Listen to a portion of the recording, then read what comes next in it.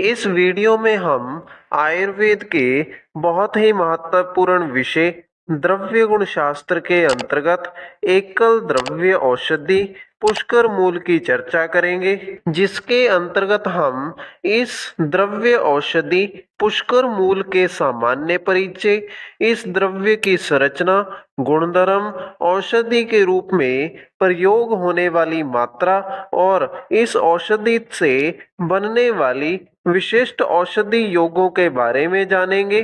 तो इस पुष्कर मूल औषधि के बारे में अच्छे से जानने और समझने के लिए वीडियो को अंत तक जरूर देखिएगा। तो इस पुष्कर मूल औषधि की व्याख्या में सबसे पहला हेडिंग इसके सामान्य परिचय का लिखा है, जिसके अंतर्गत पुष्कर मूल औषधि के अलग अलग भाषाओं के वर्णित नाम लिखे गए हैं। इस द्रव्य को संस्कृत में पुष्कर मूल, पुष्कर जटा, पद्म पत्र और काश्मीर के नाम से जाना जाता है।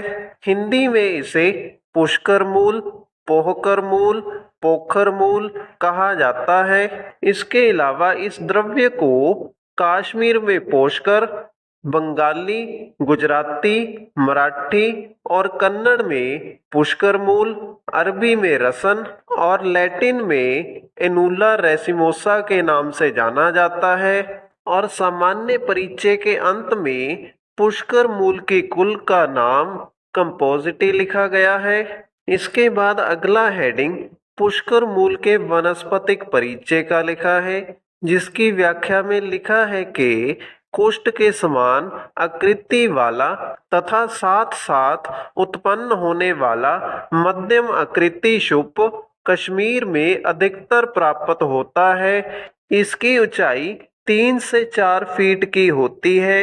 हिमपात से शुष्क के नष्ट हो जाने पर भी कंदवत लंबा मूल सजीव रहता है। तो इस व्याख्या के अनुसार पुष्कर मूल का पौधा कुष्ठ के पौधे के समान आकृति वाला तथा कुष्ठ के पौधे के साथ साथ ही उत्पन्न होने वाला मध्यम आकार का होता है। इसका पौधा ज्यादातर कश्मीर में पाया जाता है, जिसकी ऊंचाई 3 से 4 फीट की होती है।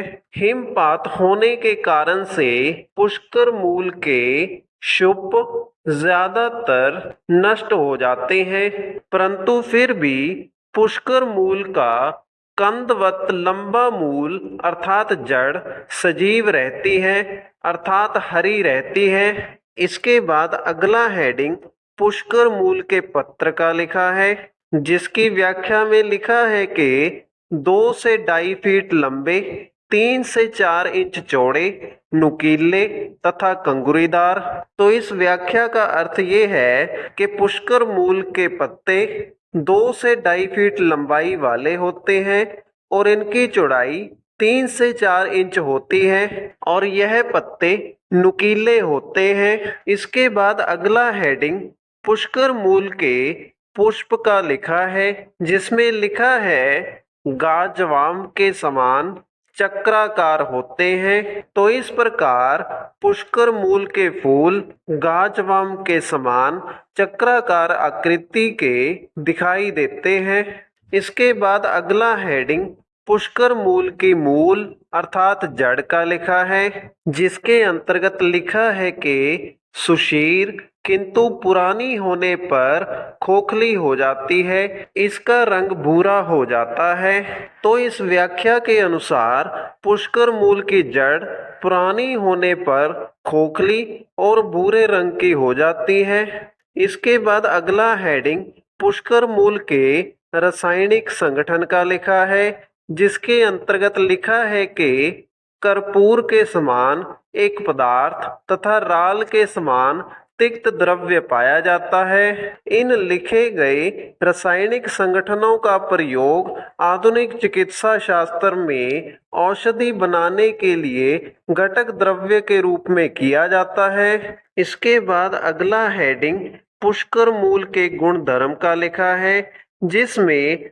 पुष्कर मूल के रस, गुण, वीर्य और विपाक के बारे में लिखा गया है, जिसके अनुसार पुष्कर मूल रस में तिक्त और कटु, गुण में तीक्ष्ण और लघु, वीर्य में उष्ण और विपाक में कटु होता है। इसके बाद अगला हेडिंग पुष्कर मूल के दोष प्रभाव का लिखा है, जिसके अनुसार पुष्कर मूल वात कफ शामक होता है, जिसका अर्थ ये है कि पुष्कर मूल शरीर में पाचन होने के बाद वात और कफ दोष को कम करने का कार्य करता है।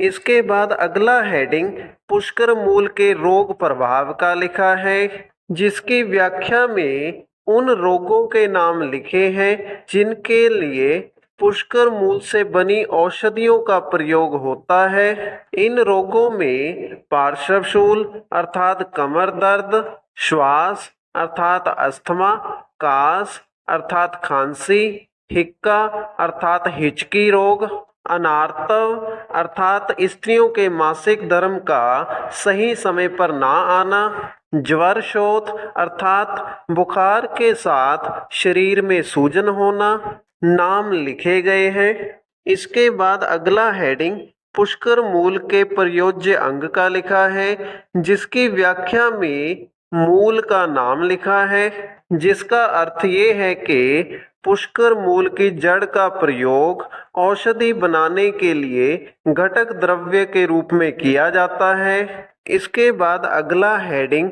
पुष्कर मूल की मात्रा का लिखा है, जिसके अनुसार पुष्कर मूल की सामान्य औषधीय मात्रा 300 मिलीग्राम से 1.5 ग्राम तक लिखी गई है।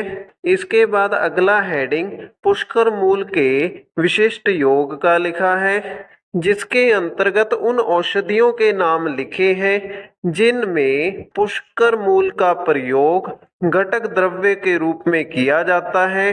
तो इन औषधियों में पुष्कर मूल चूर्ण, पुष्कर आदि चूर्ण, पुष्कर मूल हिंगुल के नाम लिखे गए हैं।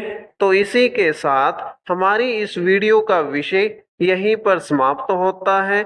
अगर आपको वीडियो अच्छा लगा तो वीडियो को लाइक करें और इसी प्रकार से आयुर्वेद से संबंधित निरंतर वीडियोस प्राप्त करने के लिए हमारे चैनल को सब्सक्राइब करें।